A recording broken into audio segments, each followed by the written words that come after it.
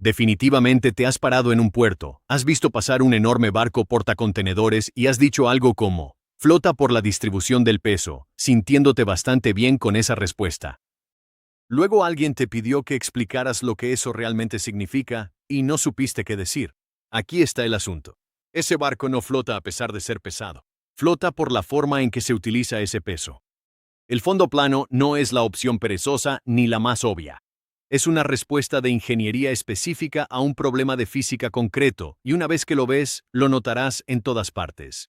¿Por qué los barcos no se hunden en el momento en que les cargas miles de toneladas de acero? ¿Por qué los barcos de carga se ven completamente diferentes por debajo que los veleros? ¿Por qué los marineros del siglo XVIII literalmente paleaban hierro en el fondo de los buques de guerra y luego lo sacaban todo de nuevo a mano? ¿Y qué tiene que ver un patito de goma en tu bañera con todo esto? Empecemos con el patito de goma. Flota porque empuja el agua a un lado. El agua no quiere ser desplazada, así que empuja de vuelta, y el patito se sostiene sobre ese empuje. Los barcos funcionan exactamente de la misma manera, solo que a una escala difícil de imaginar. Un gran buque portacontenedores puede pesar más de 200.000 toneladas cuando está completamente cargado. Eso equivale aproximadamente al peso de 150.000 autos apilados, y aún así flota, no a pesar de ese peso, sino por lo que ese peso le hace al agua debajo de él. El fondo plano es una máquina de desplazamiento. Cuanto más ancho y plano hagas el casco, más agua desplaza por cada pulgada que se hunde en la superficie. Piénsalo de esta manera. El barco está tomando prestado un hueco en el agua, que es exactamente del mismo tamaño que su propio peso. Un barco más pesado no se hunde de manera más peligrosa, simplemente toma prestado un hueco más grande. El fondo plano hace que ese hueco sea lo más ancho y superficial posible, en lugar de profundo y estrecho. Un barco de casco plano en aguas tranquilas parece una placa de hierro presionada sobre la superficie. Básicamente, eso ocurre. El agua debajo se desplaza, y la fuerza de ese volumen desplazado sostiene todo el conjunto.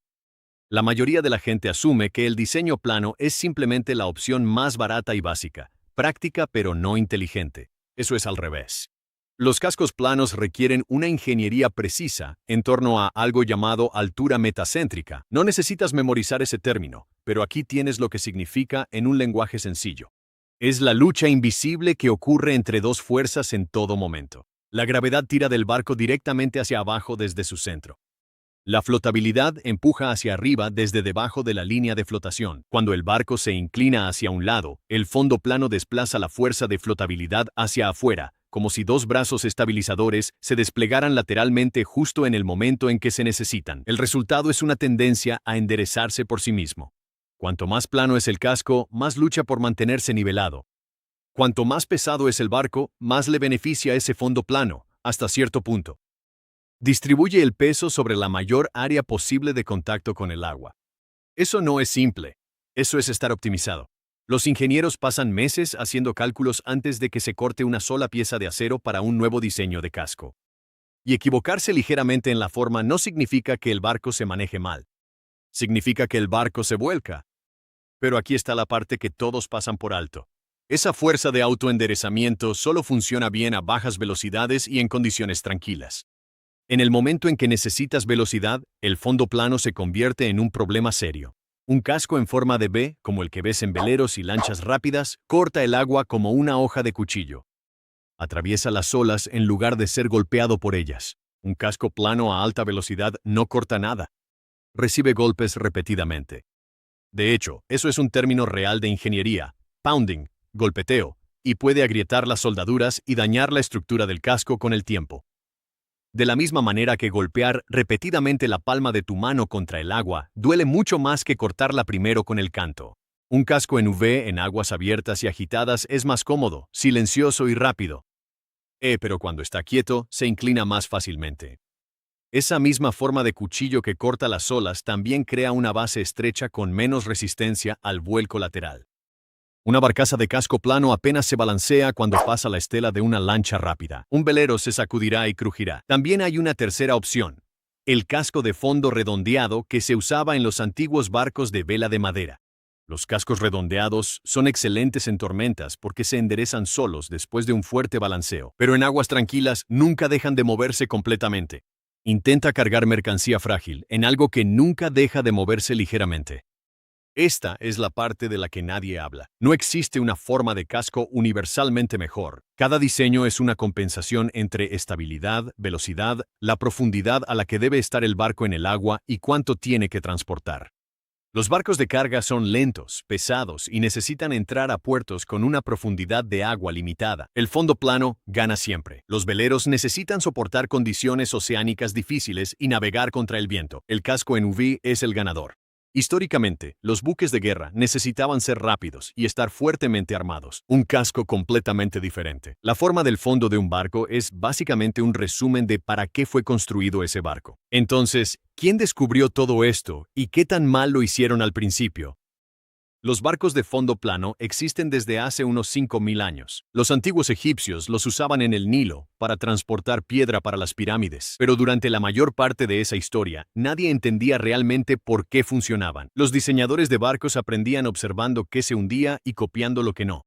La ciencia formal de la estabilidad de los cascos no se documentó de manera completa hasta mediados del siglo XIX. Antes de eso, era tradición, conjeturas y una incómoda dosis de suerte.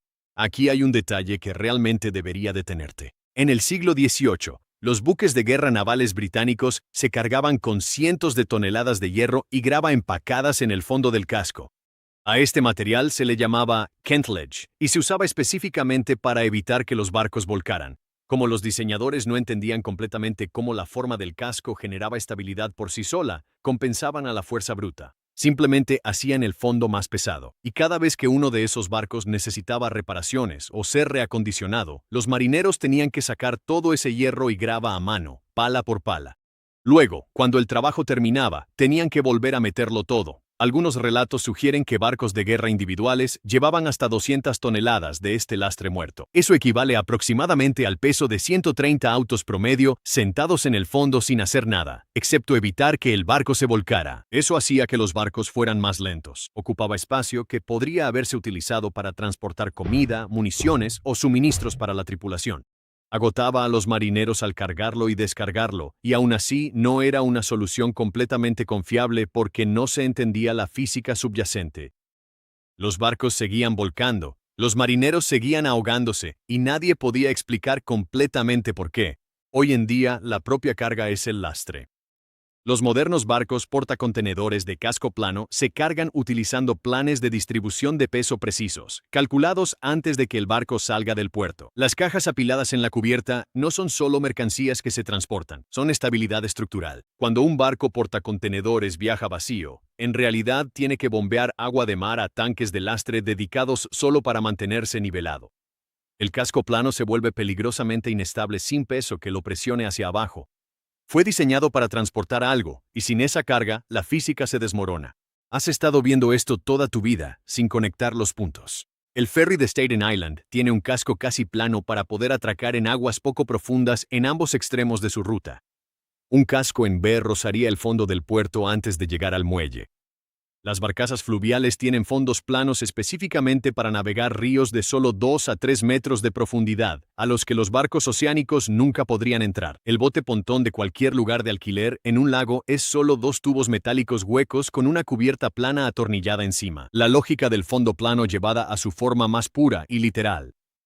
Esas lanchas de desembarco del día D que aparecen en los videos de la Segunda Guerra Mundial, los botes de proa plana con rampas que caían directamente sobre la playa, eran LCVP de fondo plano diseñadas para encallar deliberadamente sin hundirse en la arena. En ese momento, el fondo plano no era solo una característica del barco, por esto miles de soldados desembarcaron. Los rompehielos árticos usan un casco redondeado para subir sobre el hielo y romperlo con el peso del barco. No es velocidad, sino masa y geometría.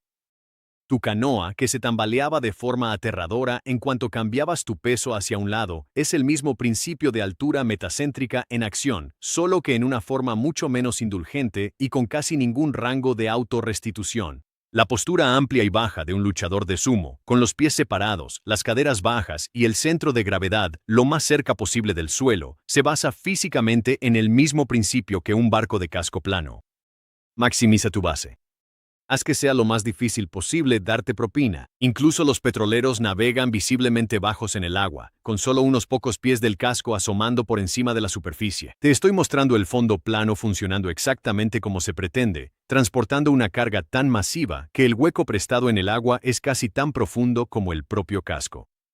Ahora, aquí está la verdadera compensación. Y es importante. Los cascos planos en grandes oleajes oceánicos no cortan las olas, reciben el impacto total de cada una de ellas. Ese efecto de golpeteo es un límite duro de velocidad.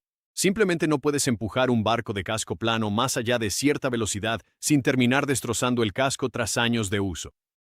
Los fondos planos también generan una resistencia significativa debido a la gran superficie que está en contacto directo con el agua en todo momento. Para un barco de carga lento que navega a 12 o 14 nudos, esa resistencia es perfectamente aceptable. Para cualquier cosa que necesite moverse más rápido, eso descarta por completo este diseño, pero el fondo plano no está siendo abandonado. Está siendo reinventado desde adentro hacia afuera.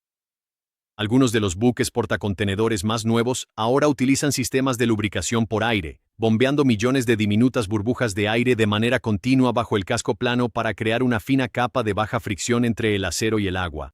Esa capa puede reducir la fricción con el agua entre un 10 y un 12%, lo que, a escala del transporte marítimo global, ahorra enormes cantidades de combustible cada año. Los ingenieros también están probando sutiles canales cóncavos incorporados directamente en los cascos planos que guían el flujo de agua por debajo de manera que reducen la resistencia sin sacrificar la estabilidad. La forma que se ha utilizado durante 5.000 años es actualmente una de las superficies más investigadas en la ingeniería naval moderna.